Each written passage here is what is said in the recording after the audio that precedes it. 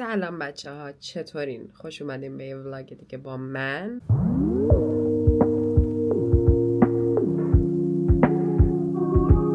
میدونم هفته پیش ولاگ نداشتیم. خیلی تنبل شدم جدیدن. البته تنبل نشدم به خاطر اینکه کلاسام بیشتر شده و دیگه نمیرسم واقعا. ولی هفته پیش یه ویدیو گرفتم، هی دارم با این کمالگرایی باز دست و پنجه نرم میکنم.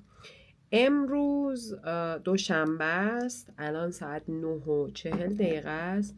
من دارم آماده میشم برم بیرون، میخوام برم با دوستم قهوه بخورم، بعدشم بریم که من این ناخونای عزیزمو درست کنم. این ناخونا داستان داره. اگه یادتون باشه من ناخونام فرنچ بود. بعد این آرایشگاهی که میرفتم پیش این ناخون کاری که میرفتم جاشونو عوض کردن و دیگه توی این جابجاییه که بودن من این فرنچ هامو کوتاه کردم. اینقدر که بلند شده بود کوتاهش کردم و دیگه همینجوری حالت عادی گذاشتمش، این سوهان کشیدم و اینا. امروز میخوام برم بالاخره درستش کنم. فکر کنم 1.5 ماه شد. دیگه برنامه اینه بریم ناخونام رو درست کنیم، بریم بیرون. بعدشم دیروزم باشگاه بودم و تمام عضله های پشتم و بالا تنم گرفته، قشنگ نابودم. منم که میبینین این شکلیه، اینجوری پیچیدمش. این هیتلس کرله. عبایی که معمولا دیر وقت از همون میام و حال ندارم مثلا موهامو استایل کنم، مثلا میخوام فر بمونه و اینا و نمیخوام اتو بکشمش، اینجوری میپیچمش دور این چیز هوله و این از همه بهتره. من از اینا هم دارم، بذاریم بهتون نشون بدم. من از این هیتلس کرلا هم دارم. با اینا اصلا نمیشه خوابید، انقدر که گنده و سفته اصلا نمیتونیم با اینا بخوابین. ولی با این الان چیز بند هولمه، با این راحت میتونیم بخوابین. یا حتی یه مدلایی هم هست توی تیک تاک با جوراب، با این جورابای فلافی هست که اینجوری جورابای پشمی هست برای زمستون، با اونا که گنده است، با اونا هم خیلی راحت میشه خوابید. حالا اگه دوست داشتین بهم بگین بهتون یاد بدم چجوری موهاتون رو دوره این بپیچین. و بعدش الان میخوام بازش کنم ببینیم که چه شکلی میشه. من شب به موهام این کرم موه های فره اینو میزنم با موس و همین، بعدم میپیچمش دور این و قشنگم میمونه، یعنی تا چند روز میمونه و فراتون هم خوشگل میشه. اگر موهاتون خودش فره این روش خیلی بهتون کمک میکنه، به خاطر اینکه قشنگ فر موهاتون رو هم خوشگل نگه میداره، همین که راحت میشین دیگه از 1000 تا دیفیوز کردن و فلان و اینا.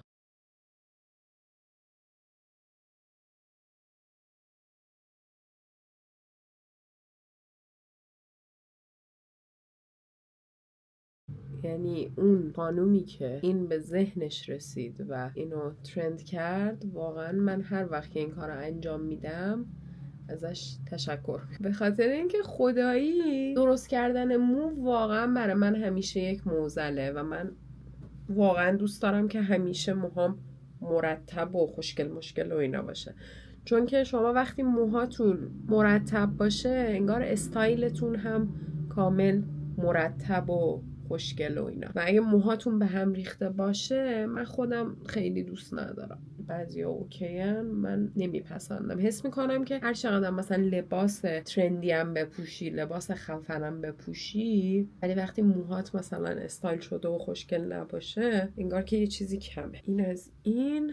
البته من دیشب سفت پیچیدمش، همینجوری که میبینید موهام کوتاه شد. از مزایای داشتن موی فر اینه که بعضی وقتا موهاتون کوتاه میشه. دیگه من برم آماده شم، یه آرایش معمولی میخوام بکنم. حالا اگر موهاتون صافه شب بپیچینش قشنگ مثل چیز میشه، مثل زمانی میشه که موهاتون رو بابلیس کشیدین و اون شکلی هم من میذارم. حالا بعضی وقتا که مثلا صبحش میخوام برم جای خاصی یا مثلا مهمونی جایی میخوام برم که نمیخوام موهام فر باشه، میخوام موهام کرلی باشه، اون شکلی میپیچمش. موهام اول صاف میکنم بعد دوره این میپیچم که اون شکلی دیگه یه حالت کرل میده از پایین موها، خیلی خوشگل میشه. حالا اگر دوست داشتین بگین که بهتون یاد بدم چجوری موهاتون رو درست کنین. دیگه من برم که خیلی دیرم شده، برم آماده شم سریع. من آماده شدم. از این هوای معلوم نیست چیه پاییز خسته شدم. یعنی یه چیزی میپوشی میری بیرون گرمت میشه، بعد یه چیز معمولی میپوشی میری بیرون سردت میشه. خسته شدم از این هوا. ولی دیگه چیز پوشیدم دیگه، این کت جینه رو پوشیدم و با یه شلوار جین دیگه بریم ببینیم که چی میشه.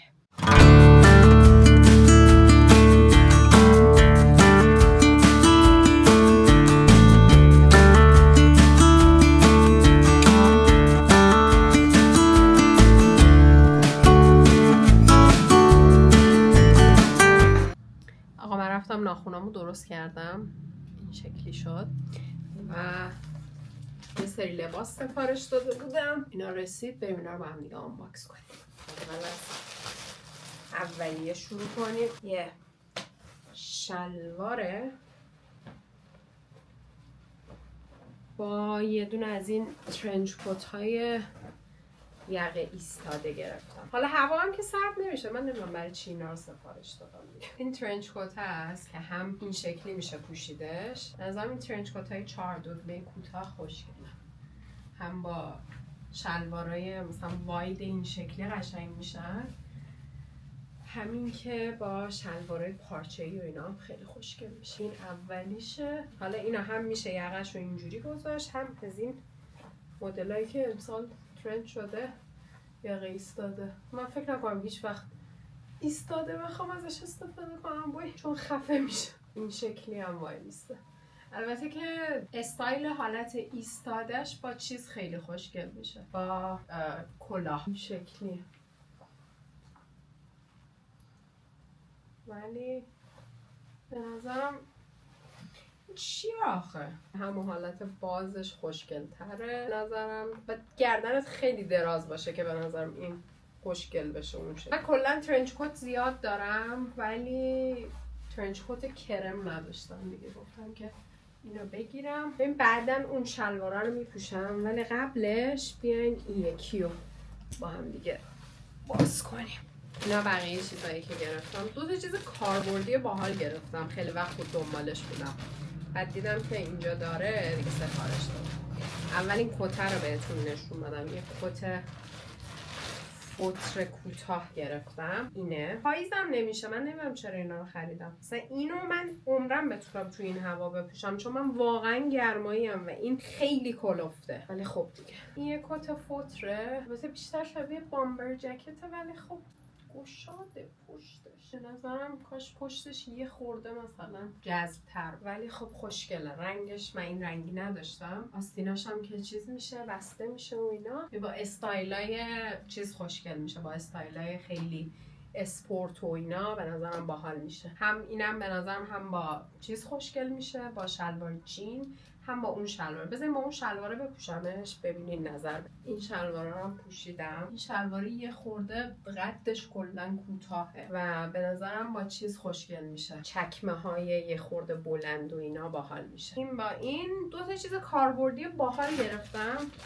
که واقعا برای استایل پاییز زمستون مناسبه. یکیش از این یقه ها که این شکلیه، به جای این که مثلا یه دونه بلوز بپوشین میتونین از این یقه های این شکلی استفاده کنین و از اینا.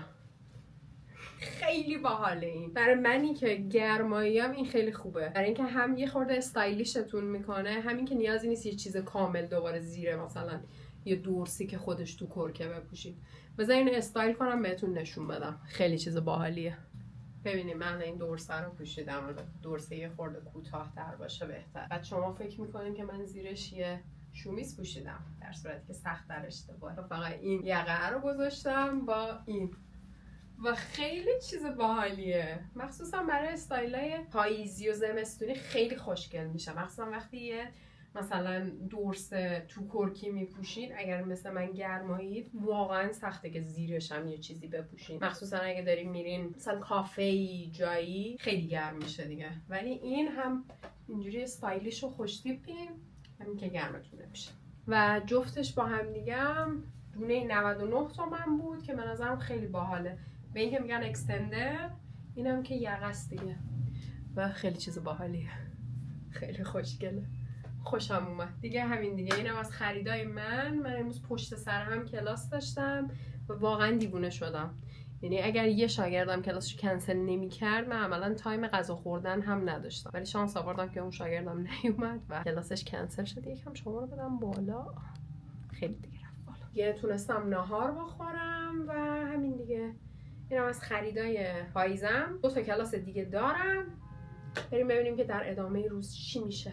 من کلاسم تموم شد و یه ایمیلی گرفتم از اون پلتفرمی که باش کار میکردم که خیلی ناراحتم کرد. فقط میخواستم اینو بگم بهتون، اصلا کاری ندارم به این داستانه، نمیخوام اصلا داستان رو بازش کنم که چی بود و اینا. خواستم بگم که خیلی ها فکر میکنن که کسایی که فریلنسرن و مخصوصا درآمد دلاری دارن به خارج از ایران کار میکنن خیلی همه چیشون اوکیه. خب چون به دلار درآمد دارن خیلی راحته، قشنگ همون پولی که مثلا در میارن راحت ارزش داره فلان و اینا، ولی اعصاب خوردی زیاد داره. و همین 1 ماه گذشته سر همین برنامه مکانیزم ماشه و این داستانایی که پیش اومد، توی همین 1 ماه من با این شرکتی که کار میکنم، با این کسایی که کار میکنم، حسابا بسته شد، پولامونو نزدن. اصلا کلی اتفاقا این شکلی میفته به خاطر اینکه شما اینجا زندگی میکنین و خب اینجا شما دسترسی به هیچی ندارین، هیچی. متاسفانه به قول یکی از استادامون میگفتش که ما توی یک جزیره ناشناخته‌ای زندگی میکنیم در کل دنیا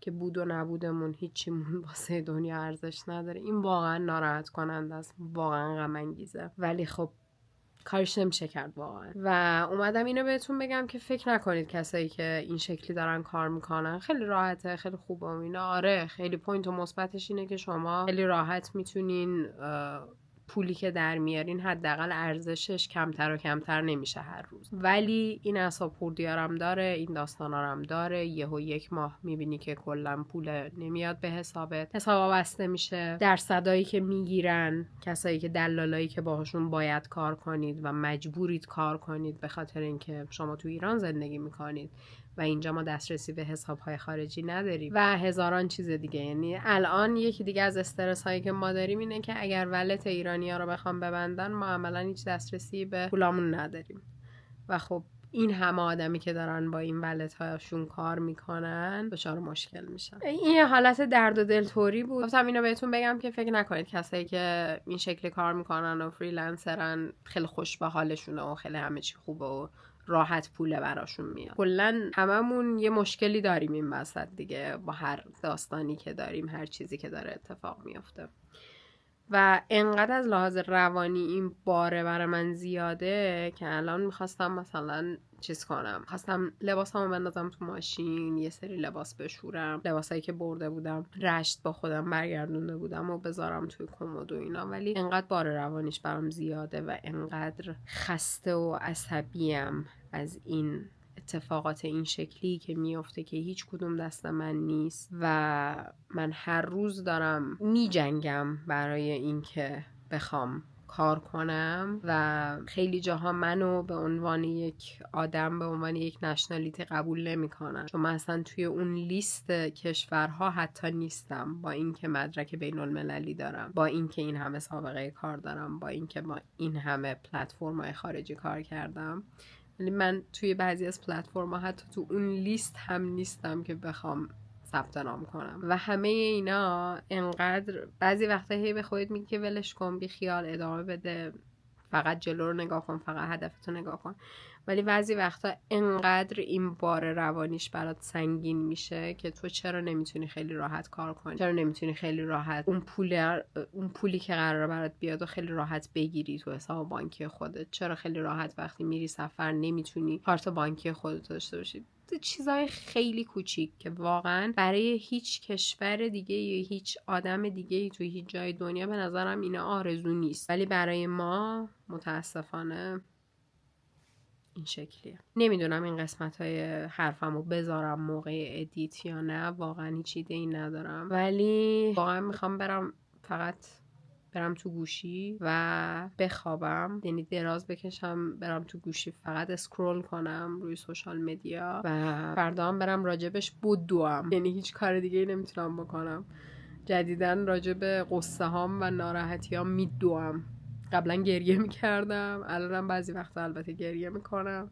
این هفته به اندازه کافی گریه کردم دیگه. بعد راجبش بدوم، چون مالاتون ایران مالو ثبت نام کردم، قراره که 5 کیلومتر بدوم. اینم نگفته بودم بهت. 30 آبان قراره که اولین مالاتون ایرانه، مثل دبی که مالاتون گذاشتن توی دبی مال، اینجا توی ایران مال مونوپی چیز گذاشته، مالاتون گذاشته. به نظرم خیلی تجربه باحالیه. حالا وسط تمام این چیزا، ببین واقعا حس میکنم که تو وسط تمام این چیزا مجبوری که ادامه بدی، چون اگر من بخوام بشینم و فقط قصه بخورم راجبش، هیچ اتفاقی نمیافته. نه درآمدی خواهم داشت، نه میتونم کاری بکنم، نه چیزی از من برمیاد، هیچی. به خاطر همین مجبورم که فقط یه کاری بکنم دیگه، ادامه بدم، حداقل در جهت اون چیزایی که دوست دارم بتونم پیش برم و برم جلو. خلاصه که اینجوریه. فردا میریم راجبش بدویم و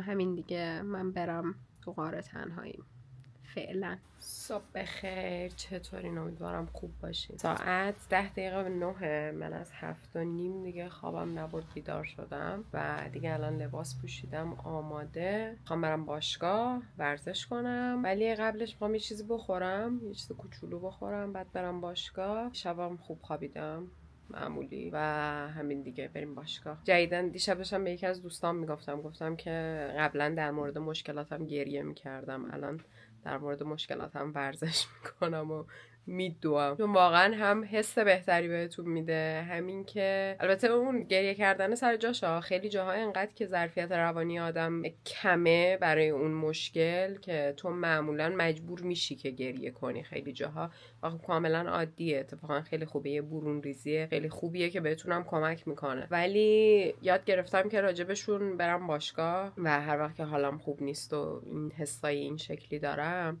برم تمرین کنم یا برم بدوم، به خاطر اینکه هم حس بهتری بهتون میده، همین که ذهنتون بازتر میشه، میتونین فکر کنین که در مورد اون مشکلات و اون چیزایی که حالا پیش اومده چیکار میتونین بکنین که حلش کنین.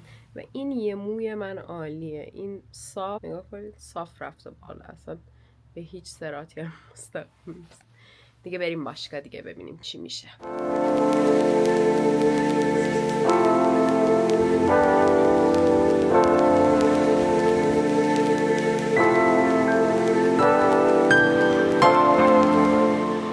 من همین الان ورزشم تموم شد، باشگاهمون هالووینی شده بود، خیلی بانمک بود دیگه، عکس گرفتم و اینا. امروزم لگ دی بود، برنامه‌ام جدید شده بود، حالم خیلی بهتر شد وقتی ورزش کردم. واقعا الان حس و حال بهتری دارم دیگه. کم کم بریم سمت خونه. صبحونه هیچی نخوردم، فقط یه دونه موز خوردم با یه قاشق کوچیک کره بادوم زمینی. دیگه بریم من یه چیزی بخورم، از ساعت 1:30 فکر کنم به کلاسام شروع میشه. بریم ببینیم چی میشه امروز. یه چیز جالب، یه چیز خیلی جالب اینه که امروز استراوام بهم گفتش که 17 هفته است که من دارم ورزش میکنم و خیلی جالب بود برام که این رکورد 17 هفته‌ای رو دارم. فکر نمی‌کنم هیچ وقت تا حالا این شکلی شده بود که مثلا 17 هفته پشت سر هم بتونم یه روتینی رو داشته باشم و بر خودم خیلی جالب بود. حالا یه سری تایما نتونسته بودم بیام باشگاه، ولی پیاده رویه یا مثلا تنیس اینا رو همه رو داشتم و خیلی خوشحالم. واقعا استمرار همه چیزه، خیلی تأثیر داره و مهمترین چیز الان برای من دقیقا همینه که من در هر شرایطی دارم میام باشگاه. حالم خوبه میام باشگاه، حالم بده میام باشگاه، پر انرژی هم میام باشگاه، کم انرژی هم میام باشگاه، پریودم میام باشگاه، پریود نیستم میام باشگاه. یعنی اینو الان دارم.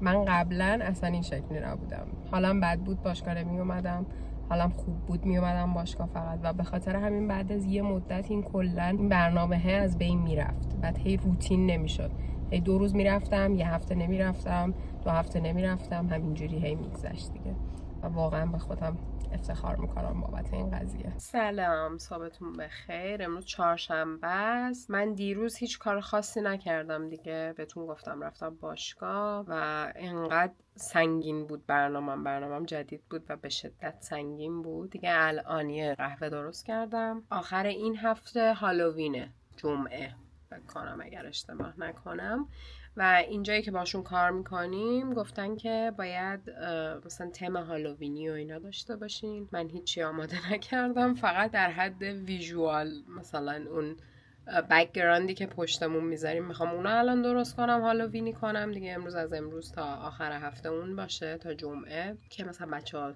دوست داشته باشن و اینا. و همین دیگه. برنامه امروز اینه. این ولاگو بعد ادیت کنم، یه هفته از ولاگ نذاشتم، اینو بعد ادیت کنم، فردا براتون میذارم، احتمالاً پنجشنبه میبینیدش. و همین دیگه. یه سری کلاس دارم، فردا دانشگاه دارم از صبح تا بعد از ظهر، یعنی دیگه اونم کارش نمیشه کرد. و همین دیگه. حسابی غور دارم این 1 ماه گذشته به اندازه 10 ماه اتفاق توی کارام برام افتاد و واقعا خستم. یعنی دلم میخواد بشینم غور بزنم، متاسفانه نمیتونم. مثلا نمیدونم به کی غور بزنم. هر کی دور و برمه انقدر خودش داستان داره، انقدر خودش مشکل و مشغله داره، من اینجوری هم که ولش کن دیگه. من به این مثلا چی بگم دیگه، به این بیچاره چی بگم یا به اون چی بگم.